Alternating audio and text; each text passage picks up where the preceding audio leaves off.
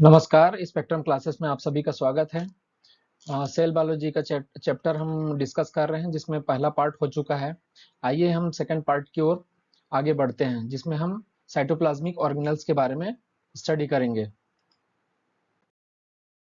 Cytoplasmic organelles cell के अंदर पाए जाने वाले साइटोप्लाज्म में बिखरे हुए छोटे-छोटे अंग होते हैं। इनको साइटोप्लाज्मिक ऑर्गेनेल्स या कोशिका द्रव्यी अंगक कहा जाता है। इनको अंग या ऑर्गन नहीं कहा जाता है क्योंकि जो ऑर्गन की जो सबसे छोटी इकाई होती है, जो सेल होता है, वो ऑलरेडी सूक्ष्म या माइक्रो साइज का होता है।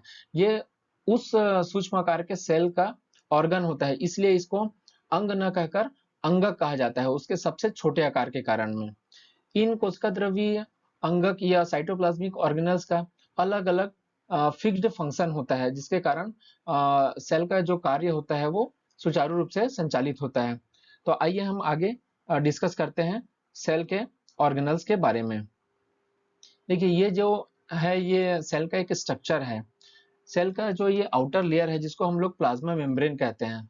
प्लाज्मा मेम्ब्रेन के अंदर में साइटोप्लाज्म या साइटोसोल पाया जाता है जिसके अंदर में ये बहुत सारे छोटे-छोटे साइटोप्लाज्मिक ऑर्गेनेल्स बिखरे होते हैं। जैसे जिनमें ये शामिल है अपना माइटोकॉन्ड्रिया है, लाइसोसोम है, सेंट्रियोल हो गया और यहाँ पे देखा जाए तो एंडोप्लाज्मिक रेटिकुलम है। इसके अगेन दो पार्ट होते हैं फिर rough endoplasmic reticulum and smooth endoplasmic reticulum. ये राइबोसोम हो गया, ये गोल्जी एपरेटस हो गया, यहाँ पे पेरोक्सिसोम हो गया। अगर सेंटर पे देखा जाए तो यहाँ पे एक न्यूक्लियस होता है, केंद्रक होता है। केंद्रक के अंदर में भी न्यूक्लियोलस होता है, केंद्रिका होता है और न्यूक्लियस या केंद्रक के अंदर में क्रोमेटिन फाइबर्स पाए जाते हैं। तो आइए हम आगे डिस्कस करेंगे इन साइटोप्लाज्मिक ऑर्गेनेल्स के बारे में।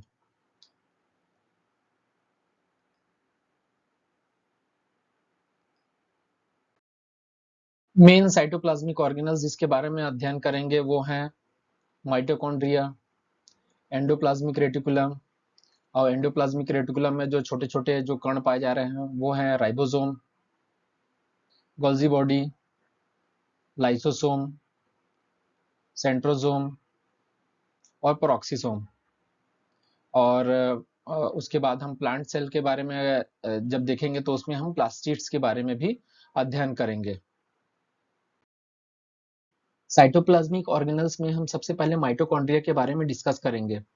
माइटोकॉन्ड्रिया ग्रीक के दो शब्दों माइटोस और कॉन्ड्रियोन से मिलकर बना है। माइटोस मीन्स होता है thread like structure and chondrion means होता है ग्रेन्यूल या छोटे-छोटे दाने। तो जो माइटोकॉन्ड्रिया है वो साइटोसॉल में छोटे-छोटे धागे के बंडल के रूप में बिखरे होते हैं। माइटोकॉन्ड्रिया की खोज का श्रेय कोलिकर नामक वैज्ञानिक को जाता है। इन्होंने मसल्स में माइटोकॉन्ड्रिया की खोज किया था और इसे सार्कोजोम नाम दिया था। लेकिन एक्चुअल में माइटोकॉन्ड्रिया नाम जो दिया था वो बेंडर नामक वैज्ञानिक ने दिया था। माइटोकॉन्ड्रिया केवल यूकैरियोटिक सेल्स में पाया जाता है और जिसका मुख्य कार्य होता है श्वसन क्रिया को संपादित करता है। लेकिन प्रोकैरियोटिक सेल्स में माइटोकॉन्ड्रिया के जैसे सिमिलर स्ट्रक्चर मेसोसोम पाया जाता है जो माइटोकॉन्ड्रिया के जैसे ही कार्य करता है। Mitochondria double membrane bound structure द्वारा घिरा होता है। ये माइटोकॉन्ड्रिया का स्ट्रक्चर है जिसमें दो मेम्ब्रेन होते हैं। एक होता है आउटर मेम्ब्रेन और एक होता है इनर मेम्ब्रेन। जो आउटर मेम्ब्रेन होता है वो सपाट होता है, लेकिन जो इनर मेम्ब्रेन होता है वो अंदर में फिंगर लाइक प्रोजेक्शन ये ऐसे फिंगर लाइक प्रोजेक्शन बनाता है, उंगलियों के समान प्रवर्ध बनाते हैं जिसको हम लोग क्रिस्टी कहते हैं। जिसको हम लोग क्या कहते हैं? क्रिस्टी कहते हैं। इन क्रिस्टी में जो छोटे-छोटे कण पाए जाते हैं जिसको हम लोग F1 पार्टिकल्स या ऑक्सीसोम कहते हैं। ये टेनिस के रैकेट के समान होते हैं। अगेन ये माइटोकॉन्ड्रिया का स्ट्रक्चर है जिसमें ये फोल्ड लाइक स्ट्रक्चर दिख रहा है। देखिए फोल्ड जैसे लग रहा है, इसको हम लोग क्रिस्टी बोल रहे हैं। और ये क्रिस्टी में जो छोटे-छोटे पार्टिकल्स पाए जाते हैं, जो छोटे-छोटे पार्टिकल्स बोलते हैं, इसको हम लोग F1 पार्टिकल्स भी बोलते हैं या ऑक्सीसोम भी बोलते हैं। ये टेनिस के रैकेट के आकार के होते हैं। इन्हीं F1 पार्टिकल्स में इलेक्ट्रॉन ट्रांसपोर्ट सिस्टम या ऑक्सीडेटिव फास्फोरेशन में काम आने वाले एंजाइम्स पाए जाते हैं। इसी कारण इन F1 पार्टिकल्स को इलेक्ट्रॉन ट्रांसपोर्ट पार्टिकल भी कहा जाता है। माइटोकॉन्ड्रिया को हम powerhouse of the cell कहते हैं। लेकिन अगर माइटोकॉन्ड्रिया में स्पेसिफिकली पूछा जाए कि एनर्जी का जनरेशन कहाँ होता है तो वो होता है F1 पार्टिकल्स में। माइटोकॉन्ड्रिया को powerhouse of the cell इसलिए बोलते हैं क्योंकि जितने भी फूड मटेरियल्स होते हैं जैसे कार्बोहाइड्रेट हो गया, फैट्स हो गया या प्रोटीन्स हो गया, उनका जो ऑक्सीडेशन होता है वो माइटोकॉन्ड्रिया के अंदर होता है, जिसके कारण में एनर्जी का जनरेशन होता है, ऊर्जा उत्पन्न होता है। और ये जो ऊर्जा होता है ये एक्चुअली ये एटीपी या एडेनोसिन ट्राइफॉस्फेट के फॉर्म में होता है, जो एडीपी और इनऑर्गेनिक फॉस्फेट के संयोग से बनता है। ऊर्जा जो बनता है माइटोकॉन्ड्रिया में वो बॉडी में जो अलग अलग जो एक्टिविटीज होती है उसमें ये यूटिलाइज हो जाता है, और ऊर्जा के साथ साथ में यहाँ पे CO2 और H2O भी बनता है। जो रेस्पिरेशन से संबंधित जो प्राइमरी जो प्रोसेस होता है या फूड का जो ऑक्सीडेशन होता है उसका जो प्राइमरी प्रोसेस होता है जिसको हम लोग ग्लाइकोलिसिस बोलते हैं, वो साइटोप्लाज्म में होता है। लेकिन जो आगे का जो फर्दर प्रोसेस होता है वो माइटोकॉन्ड्रिया के अंदर होता है। ग्लाइकोलिसिस के बाद में फूड ऑक्सीडेशन का जो प्रोसेस माइटोकॉन्ड्रिया में होता है वो अलग अलग स्टेप्स में कंप्लीट होता है, जिसमें पहला स्टेप होता है वो क्रेब्स साइकिल होता है, एंड सेकंड स्टेप होता है वो इलेक्ट्रॉन ट्रांसपोर्ट सिस्टम या रेस्पिरेटरी चेन का मैकेनिज्म होता है, एंड थर्ड स्टेप में फास्फोराइटिन सिस्टम का मैकेनिज्म काम करता है। तो सबसे पहले हम क्रेब्स साइकिल के बारे में डिस्कस करते हैं। जो क्रेब्स चक्र है या इसको बोलते हैं हम लोग टीसीए साइकिल या ट्राई कार्बोक्सिलिक एसिड साइकिल भी बोलते हैं। इसकी खोज जो किया था वो है हैंस क्रेब्स नामक वैज्ञानिक ने इसका खोज किया था।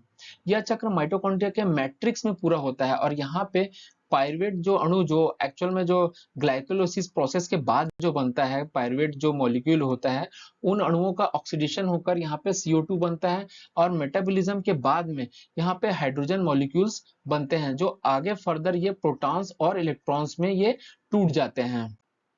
ग्लाइकोलिसिस एंड क्रेब्स साइकिल का प्रोसेस कंप्लीट होने के बाद में कुछ एनर्जी रिच मॉलिक्यूल्स जैसे NAD और FAD जैसे एनर्जी रिच मॉलिक्यूल्स का जनरेशन होता है, जिसमें इलेक्ट्रॉन का पेयर होता है। ये इलेक्ट्रॉन का पेयर इलेक्ट्रॉन ट्रांसपोर्ट सिस्टम में एंट्री करता है, और यहाँ पे इलेक्ट्रॉन अलग अलग कंपोनेंट से होके गुजरता है और ऑक्सीजन और प्रोटॉन से मिलकर ये वाटर मॉलिक्यूल्स बनाते हैं। ये जो टोटल प्रोसेस होता है ये माइटोकॉन्ड्रिया के अंदर क्रिस्टी में कंप्लीट होता है। क्रिस्टी के स्ट्रक्चर के बारे में हम ऑलरेडी डिस्कस कर चुके हैं। आगे हम फास्फोराइलेटिंग सिस्टम के बारे में हम देखते हैं। फास्फोराइलेटिंग सिस्टम जो होता है वो इलेक्ट्रॉन ट्रांसपोर्ट सिस्टम से जुड़ा होता है, और यहाँ पे 3 अलग अलग स्थानों पे एटीपी का जनरेशन होता है। जब इलेक्ट्रॉन का मूवमेंट जब इलेक्ट्रॉन का मूवमेंट NAD से FAD की ओर होता है तो यहाँ पे एटीपी का जनरेशन होता है। उसके आगे जब इलेक्ट्रॉन का मूवमेंट साइटोक्रोम बी से साइटोक्रोम C1 की ओर होता है तो एटीपी का जनरेशन होता है। देन आफ्टर जब इलेक्ट्रॉन का मूवमेंट साइटोक्रोम ए से साइटोक्रोम A3 की ओर होता है तो एटीपी का जनरेशन होता है। इसी थ्योरी को हम एक अच्छे डायग्राम के द्वारा समझने की कोशिश। जब हम बाहर से कोई फूड मटेरियल इनटेक करते हैं बॉडी में तो साथ में श्वसन की क्रिया भी होती रहती है। तो फूड प्लस ऑक्सीजन दोनों से क्या होता है, फूड का ऑक्सीडेशन होता है, और ये फूड का ऑक्सीडेशन सेल के अंदर माइटोकॉन्ड्रिया में कंप्लीट होता है, जहां पे एडीपी और इनऑर्गेनिक फॉस्फेट की सहायता से एटीपी या ऊर्जा का निर्माण होता है, साथ में वाटर और कार्बन डाइऑक्साइड रिलीज होता है। इसी चीज को हम आगे एक स्ट्रक्चर से हम बहुत अच्छे से समझने की कोशिश करते हैं। जब हम ये फूड मटेरियल लेते हैं तो साथ में ऑक्सीजन भी शरीर के अंदर जाता है, तो फूड का ऑक्सीडेशन चालू होता है। ये फूड का ऑक्सीडेशन सेल के अंदर होता है। सेल के अंदर जैसे हम पहले डिस्कस कर चुके हैं कि जो सेलुलर रेस्पिरेशन होता है वो उसका जो प्राइमरी प्रोसेस होता है वो साइटोसॉल या साइटोप्लाज्म में होता है, एंड आगे का फर्दर प्रोसेस होता है वो माइटोकॉन्ड्रिया के अंदर होता है। अब हम इसी चित्र को यहाँ पे जूम करके देखते हैं। तो यहाँ पे क्या हो रहा है, साइटोसॉल में ग्लूकोज जो होता है वो पायरुविक एसिड में कन्वर्ट होता है, और ये प्रोसेस कहलाता है ग्लाइकोलाइसिस। क्या कहलाता है ये, ग्लाइकोलाइसिस। यहाँ पे फिर पायरुविक एसिड जो होता है, पायरुविक एसिड के साथ में जो एनर्जी रिच मॉलिक्यूल NADH का भी निर्माण होता है। आगे क्या होता है, ये जो पायरुविक एसिड होता है ये माइटोकॉन्ड्रिया के अंदर क्रेब्स चक्र में सम्मिलित होता है, जहां पे क्रेब्स चक्र पूरा होने के बाद में एटीपी की प्राप्ति होती है और इसके साथ में जो हाई एनर्जी मॉलिक्यूल्स जो होते हैं NADH, जो पायरुविक एसिड के साथ में भी बना था, या यहाँ दोनों तरफ से ये NADH और इधर क्रेब्स साइकिल की तरफ से NADH ये इलेक्ट्रॉन ट्रांसपोर्ट सिस्टम में भाग लेते हैं और यहाँ पे अगेन एटीपी का निर्माण करते हैं और साथ में कार्बन डाइऑक्साइड और वाटर मॉलिक्यूल रिलीज करते हैं।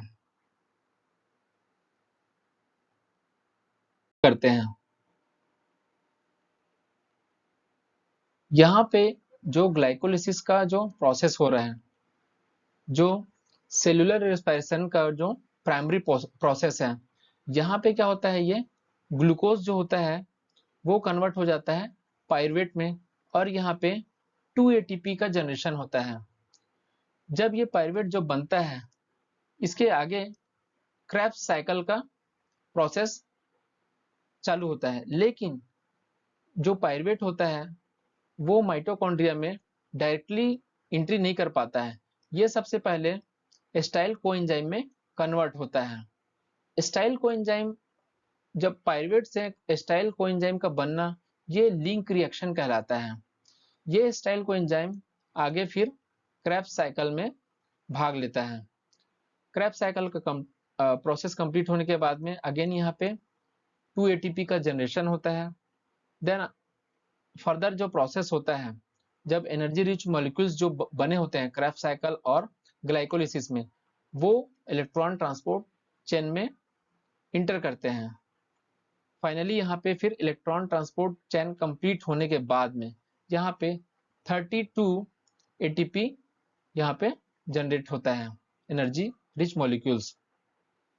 एक इंपॉर्टेंट पॉइंट ये था कि माइटोकॉन्ड्रिया में DNA, mRNA और राइबोसोम भी उपस्थित होता है। ये कई बार एग्जाम्स में पूछा गया है।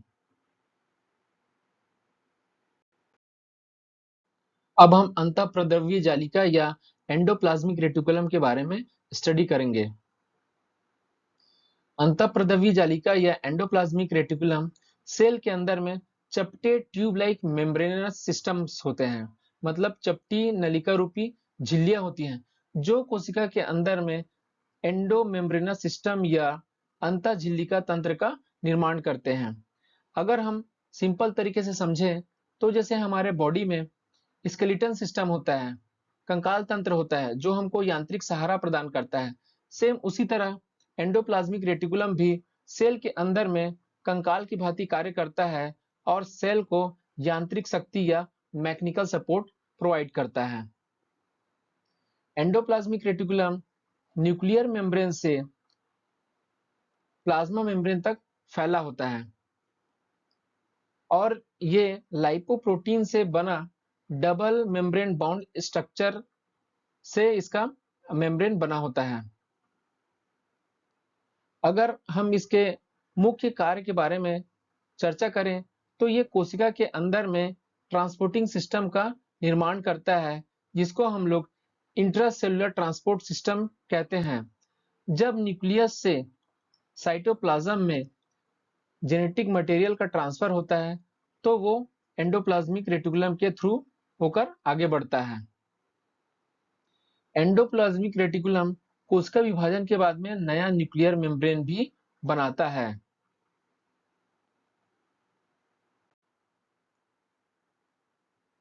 ये एंडोप्लाज्मिक रेटिकुलम का स्ट्रक्चर है। जैसे हम पहले डिस्कस कर चुके हैं कि एंडोप्लाज्मिक रेटिकुलम चपटे ट्यूब लाइक्स बहुत सारे मेम्ब्रेन से बना होता है। देखिए बहुत सारे मेम्ब्रेन्स हैं, ट्यूब लाइक्स। और जो एंडोप्लाज्मिक रेटिकुलम जो होता है ये न्यूक्लियर मेम्ब्रेन से सेल मेम्ब्रेन तक फैला होता है। अगर कोई जेनेटिक मटेरियल न्यूक्लियस से साइटोप्लाज्म की ओर आता है तो ये एंडोप्लाज्मिक रेटिकुलम से होकर ही ये साइटोप्लाज्म में आता है। स्ट्रक्चर के आधार पर देखें तो एंडोप्लाज्मिक रेटिकुलम को हम लोग दो भागों में क्लासिफाइड करते हैं। एंडोप्लाज्मिक रेटिकुलम का वो सरफेस जिसमें राइबोसोम्स पाए जाते हैं, राइबोसोम्स के पार्टिकल पाए जाते हैं, जिसके कारण उसका सरफेस रफ हो जाता है, तो इस एंडोप्लाज्मिक रेटिकुलम को बोलते हैं हम लोग रफ एंडोप्लाज्मिक रेटिकुलम। लेकिन एंडोप्लाज्मिक रेटिकुलम का वो पार्ट जिसमें राइबोसोम के पार्टिकल नहीं पाए जाते हैं, तो वो स्मूथ होता है, चिकना होता है। इस कारण इस पार्ट को हम लोग स्मूथ एंडोप्लाज्मिक रेटिकुलम कहते हैं। डायग्राम में हम ऑलरेडी डिस्कस कर चुके हैं कि राइबोसोम की उपस्थिति के आधार पे एंडोप्लाज्मिक रेटिकुलम दो प्रकार के होते हैं। एंडोप्लाज्मिक रेटिकुलम का वह पार्ट जिसमें राइबोसोम उपस्थित नहीं होता है, वह स्मूथ एंडोप्लाज्मिक रेटिकुलम कहलाता है। और यह स्मूथ एंडोप्लाज्मिक रेटिकुलम लिपिड और स्टेरॉइड के सिंथेसिस में ये पार्टिसिपेट करता है। दूसरा होता है rough endoplasmic reticulum, means endoplasmic reticulum का वह पार्ट जिसमें राइबोसोम उपस्थित होता है, जिसके कारण उसका सरफेस रफ हो जाता है, वह क्या कहलाता है? Rough endoplasmic reticulum.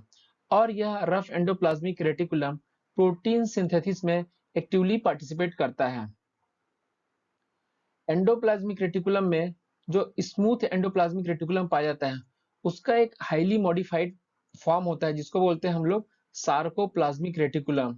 और यह स्केलेटन एंड कार्डियक मसल्स में ये पाया जाता है।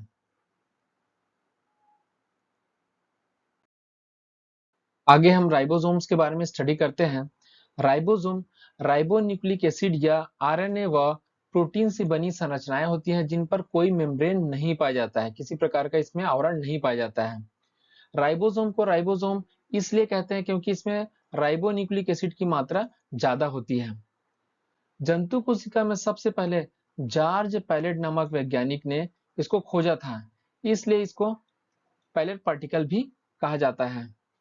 राइबोसोम का निर्माण न्यूक्लियोलस के द्वारा होता है।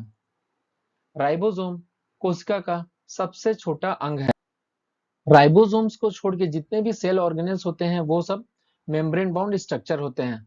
राइबोसोम माइटोकॉन्ड्रिया, क्लोरोप्लास्ट और न्यूक्लियस में भी पाया जाता है। एंडोप्लाज्मिक रेटिकुलम के सरफेस में भी राइबोसोम के कण सटे होते हैं, जिसके कारण एंडोप्लाज्मिक रेटिकुलम को हम लोग दो पार्ट में डिवाइड किए थे, रफ एंडोप्लाज्मिक रेटिकुलम और स्मूथ एंडोप्लाज्मिक रेटिकुलम, जिसमें हम रफ एंडोप्लाज्मिक रेटिकुलम के बारे में हम लोग ऑलरेडी डिस्कस कर चुके हैं। ये अकेले बंडल्स के रूप में भी ये साइटोप्लाज्म में बिखरे होते हैं। राइबोसोम अमीनो अम्ल या एमिनो एसिड्स के द्वारा प्रोटीन सिंथेसिस में ये हेल्प करता है, जिसके कारण राइबोसोम को हम लोग प्रोटीन फैक्ट्री कहते हैं। सेडिमेंटेशन कोफिशिएंट के आधार पे राइबोसोम को हम लोग दो पार्ट में डिवाइड करते हैं, 70s राइबोसोम और एक होता है 80s राइबोसोम। जैसे सपोज एग्जांपल के रूप में हम समझते हैं, जैसे ये कोई एक टेस्ट ट्यूब है, कोई एक ये टेस्ट ट्यूब है, तो वो राइबोसोम जो लार्ज साइज का होता है और जो भारी होता है, जो लार्ज साइज का होता है और जो भारी होता है, वो जल्दी सेडिमेंट होके ये ये नीचे आ जाता है। लेकिन वो राइबोसोम जो स्मॉल होते हैं और हल्के होते हैं, वो धीरे धीरे सेडिमेंट होके ये नीचे आते हैं। तो जो 70s राइबोसोम होते हैं वो स्मॉल होते हैं और वो प्रोकैरियोटिक सेल्स में उपस्थित होते हैं, और जो 80s राइबोसोम्स होते हैं वो लार्ज होते हैं और वो यूकैरियोटिक सेल्स में पाए जाते हैं। प्रत्येक राइबोसोम, चाहे वो 70s राइबोसोम हो चाहे वो 80s राइबोसोम, उसके दो सब यूनिट्स होते हैं, जिसमें एक सब यूनिट छोटा होता है और एक सब यूनिट होता है वो बड़ा होता है।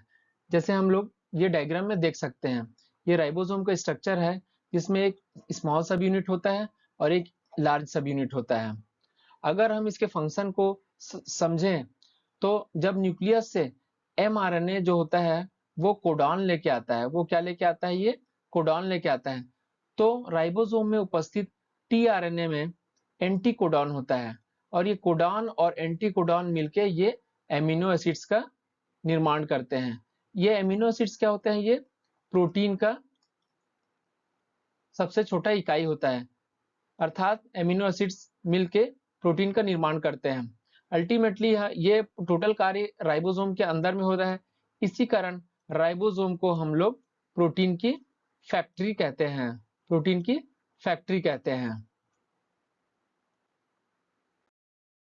ये हम गोल्जी बॉडी के बारे में स्टडी करते हैं। गोल्जी बॉडी की खोज का श्रेय कैमिलो गोल्जी को जाता है।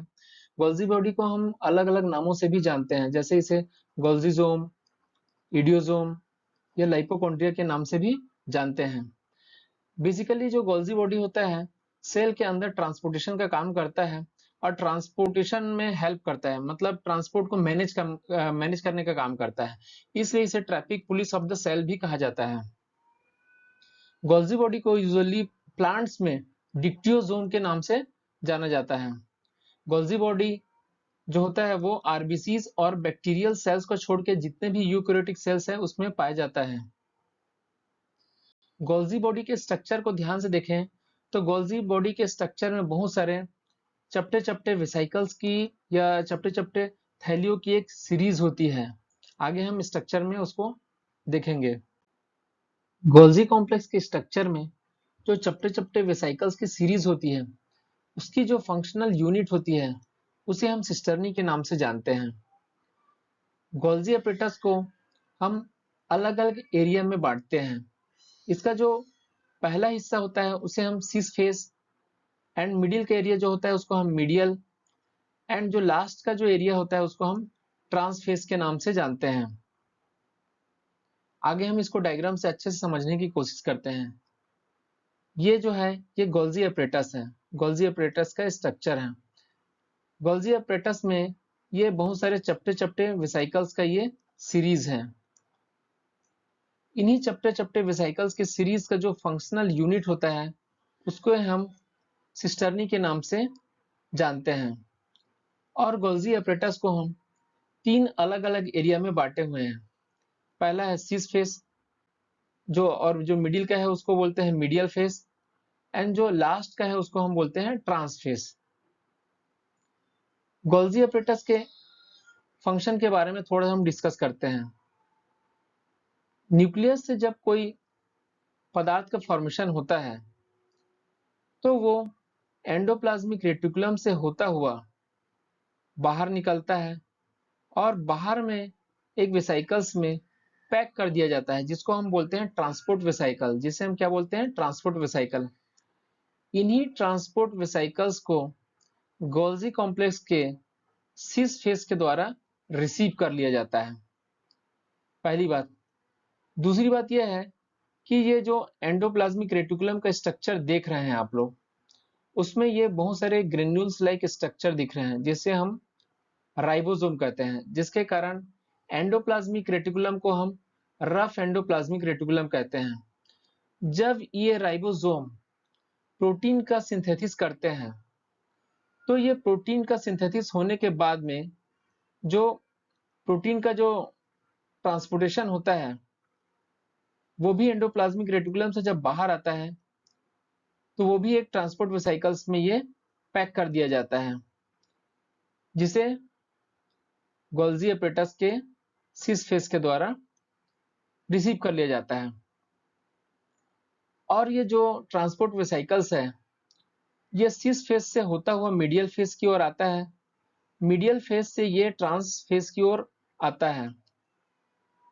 फिर अंत में ट्रांस फेस से इस ट्रांसपोर्ट वेसिकल्स को बाहर सीक्रेट कर दिया जाता है। जब बाहर ये सीक्रेट होता है तो ये सेक्रेटरी वेसिकल्स के फॉर्म में होता है। सेक्रेटरी वेसिकल्स के फॉर्म में फिर इसे प्लाज्मा मेम्ब्रेन से बाहर की ओर सीक्रेट कर दिया जाता है। गोल्जी बॉडी कोशिका के अंदर में कैसे फंक्शन करता है अभी हमने डायग्राम से अच्छे से समझा। ये उसी फंक्शन का कुछ थ्योरी लाइंस है जिसको आप पढ़ के समझ के नोट डाउन भी कर सकते हैं। गोल्जी बॉडी जो सेल के अंदर माइक्रो मॉलिक्यूल्स होते हैं जैसे carbohydrates, lipids, protein, nucleic acids होते हैं, इनका पैकेजिंग, स्टोरेज और सिक्रेशन करता है।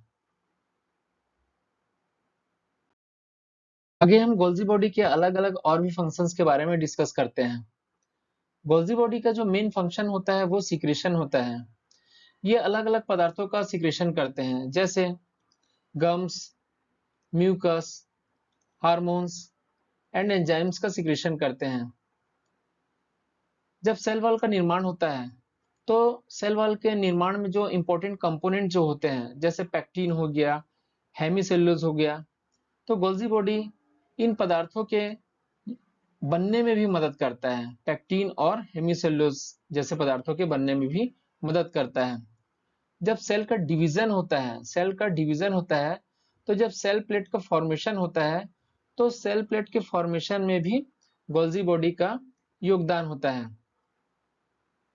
स्पर्म के स्ट्रक्चर में जो एक्रोसोम जो वाला जो पार्ट होता है, एक्रोसोम का पार्ट होता है, वो एक्रोसोम का बनना भी गोल्जी बॉडी के द्वारा ही होता है। इसके अलावा गोल्जी बॉडी के द्वारा प्राइमरी लाइसोसोम्स का निर्माण भी होता है। आगे हम लाइसोसोम के बारे में डिस्कस करेंगे। लाइसोसोम की डिस्कवरी डी डुवे नामक वैज्ञानिक के द्वारा किया गया था। लाइसोसोम्स मोस्टली एनिमल सेल्स के उन ऑर्गन्स में पाए जाते हैं जिनमें एंजाइम की एक्टिविटी ज्यादा होती है, जैसे pancreas, liver, brain, thyroid and kidney वगैरह में। लाइसोसोम का निर्माण गोल्जी बॉडी और एंडोप्लाज्मिक रेटिकुलम के द्वारा होता है, जिसके बारे में हम पहले स्टडी कर चुके हैं। ये इंट्रासेलुलर डाइजेशन के मेन साइट होते हैं। लाइसोसोम्स के अंदर में बहुत सारे हाइड्रोलाइटिक एंजाइम्स पाए जाते हैं, जैसे प्रोटीएज, राइबोन्यूक्लियेज, डीऑक्सीराइबोन्यूक्लियस, फॉस्फेटेज इत्यादि। ये सभी एसिडिक मीडियम में काम करते हैं। ये लाइसोसोम का स्ट्रक्चर है। हम देख सकते हैं कि लाइसोसोम का जो आउटर लेयर होता है वो लिपिड लेयर से बना होता है और इसके अंदर में ये इस तरह का एंजाइम्स, हाइड्रोलाइटिक एंजाइम्स भरा होता है। हम जानते हैं कि सेल्स के अंदर बहुत सारे छोटे छोटे सेलुलर ऑर्गेनल्स होते हैं जिनका एक स्पेसिफिक फंक्शन होता है, जिसके कारण ओवरऑल सेल का जो फंक्शन होता है वो सुचारू रूप से चलता रहता है। लेकिन कभी कभी सेल के अंदर कोई अंग काम नहीं करता है तो लाइसोसोम वैसे अंगों को नष्ट कर देता है। और यदि कभी कभी पूरी कोशिका ही कार्य नहीं करती है या कोशिका डैमेज हो जाती है तो लाइसोसोम्स के एंजाइम पूरी की पूरी कोशिका को विखंडित कर देते हैं। इसी कारण लाइसोसोम्स को आत्महत्या की थैली, सुसाइडल बैग या पाचन थैली या डाइजेस्टिव बैग भी कहते हैं।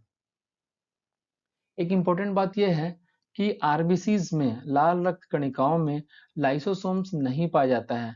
इसलिए जो मृत आरबीसीज होते हैं वो स्प्लीन में जाके नष्ट होते हैं। इसी कारण स्प्लीन को आरबीसी का कब्रिस्तान कहा जाता है। स्प्लीन को आरबीसी का कब्रिस्तान कहा जाता है।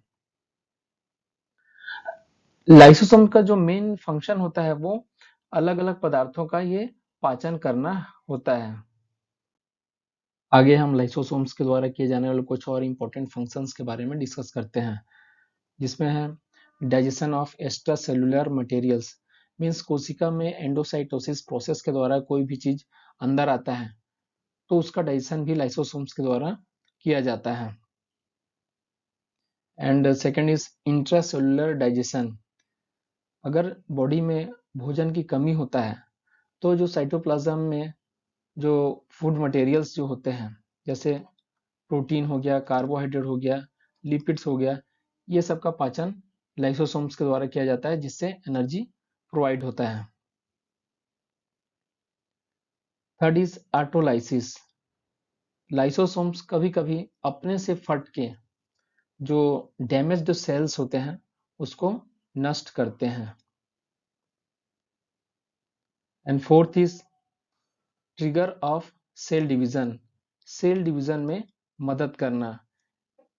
तो लाइसोसोम्स के फटने से ही कोशिका में विभाजन की क्रिया प्रारंभ होती है, ऐसा कुछ वैज्ञानिकों के द्वारा माना जाता है। तो सेल बायोलॉजी का सेकेंड पार्ट यहीं समाप्त होता है।